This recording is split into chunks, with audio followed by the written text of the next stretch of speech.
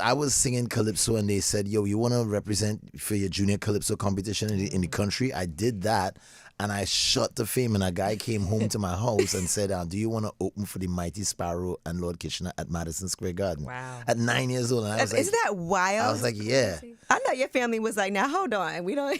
I have such memories. I remember coming to WBLS, going to the radio stations and telling them that, look, I would want to change the world and sing about peace and sing about uniting music. Exactly what I was saying at 9, I'm doing right now. But if I listen back to that interview, which I have copies, I don't know who that kid is. I don't know what is happening. So it's something spiritual, but something written and meant to be. I met Sparrow at that function in Madison Square Garden.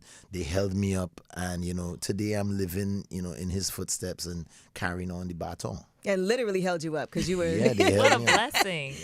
Yeah. Imagine knowing at that young age what your career path is going to be. Because I'm just thinking about what I was doing when I was a kid. And not only to have known back then, but to be here today and still thriving. Even the new project, 1 Degree Hotter. I mean, amazing. There's not a lot of people who can say for the past 40 years, I've been doing this and I haven't missed a step. Yeah, I think it's a blessing, but it's a lot about focus and knowing what you want.